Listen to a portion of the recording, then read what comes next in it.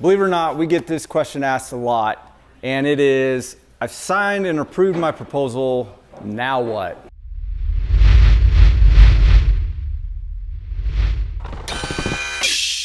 Yeah, so after you sign and approve the proposal, you'll receive a phone call from our office, and you can make a payment over the phone. And then after that, you'll go ahead and be on our schedule. So right now, our production schedule is about 2 months to 15 weeks out. Now with that, if you guys do have a job that's permitted, you should check out our permitting video because that does extend the timeline a little bit. Yep, great answer.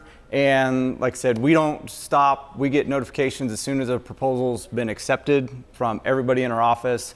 So it goes straight to our financing. They'll call, reach out to you for collecting of deposits, and then very next steps on what the process is going to be with our production crews and our engineering permit department. So thank you, Alex, and thank you for joining us on another episode of You Ask, We Answered.